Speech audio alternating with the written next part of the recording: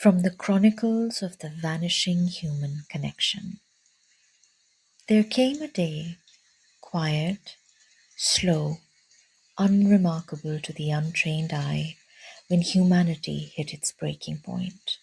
It wasn't sparked by war, not by famine, not even by some catastrophic political scandal.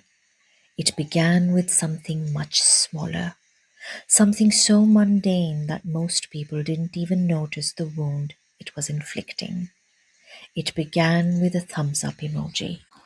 For decades, the thumbs up had been slipping silently into conversations, unnoticed at first, then tolerated, then normalized.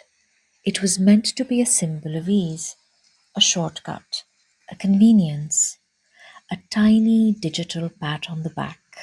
But slowly, insidiously, it became something else entirely, a replacement for sincerity, for effort, for the very human instinct to respond with intention.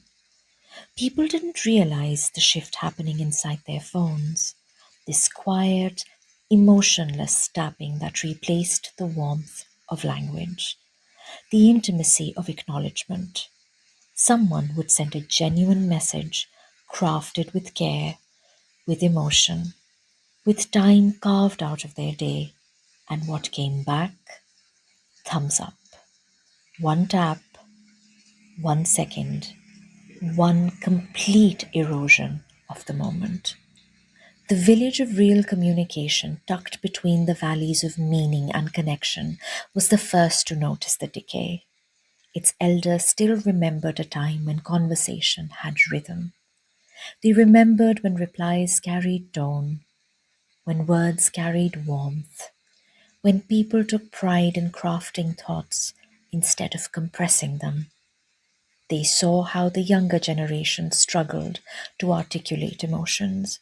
They saw adults who couldn't communicate without rehearsing their sentences or Googling templates for basic interactions. They saw marriages dissolving not because of hatred, but because of silence. Friendships weakening not from conflict, but from low effort acknowledgement.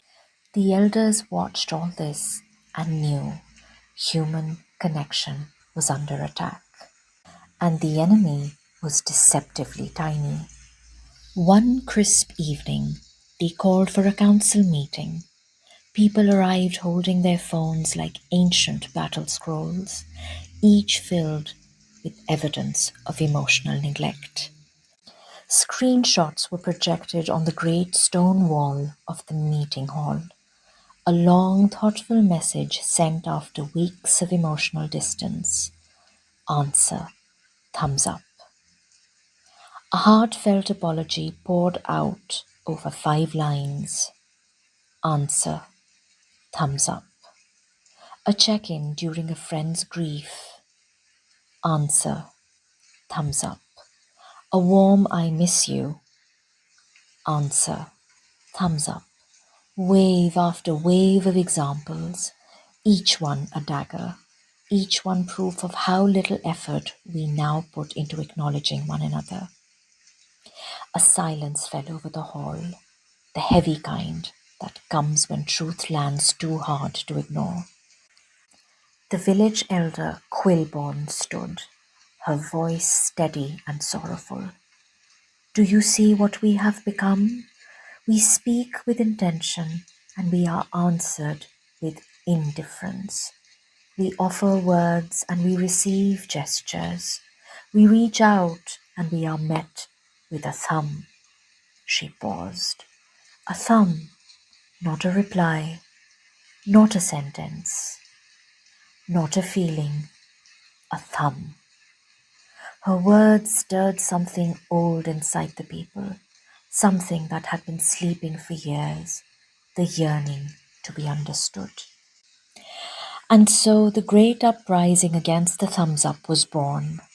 Not an uprising of anger, not an uprising of rebellion, but an uprising of effort. Messengers roamed the village carrying scrolls inscribed with the new decree. When someone offers you words, offer words in return. When someone gives you time, honor it with your attention. When someone writes with sincerity, reply with sincerity. The thumbs up is no longer a response, it is a placeholder for the unengaged. Posters were placed in every home, every market stall, every gathering space.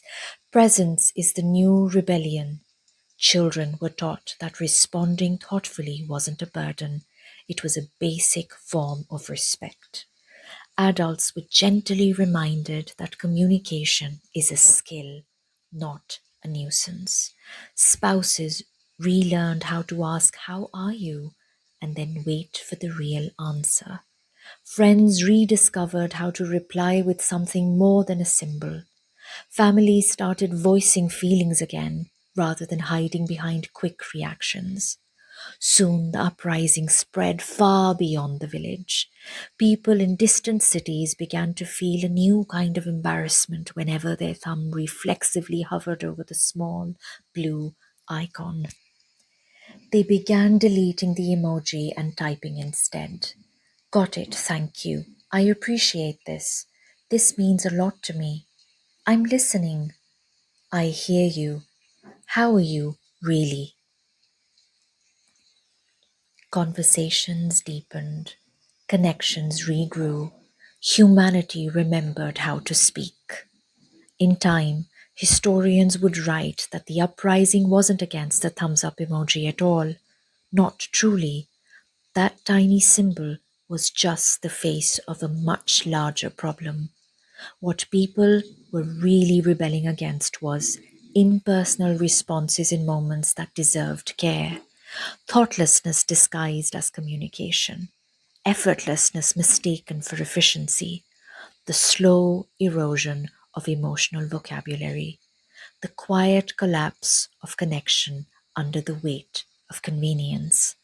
The uprising was a reminder, a powerful, necessary reminder that human relationships require nourishment, and nourishment takes effort. Communication is the thread that holds the human heart to other human hearts. When we cut it down to symbols, the thread weakens. When we paste an emoji over emotion, the thread frays. And when we stop responding altogether, the thread snaps. Remember this. The opposite of the thumbs up is not a long paragraph. It is not poetic language. It is not dramatic expression. The opposite of the thumbs up is presence. A few words typed with intention. A moment given with sincerity. A response that lands softly like a hand on the shoulder. In the end, what people want most is not a reaction, it is connection. And so the great uprising continued, not a moment in history, but a movement of hearts, a gentle, powerful reclaiming of the art of being human with one another.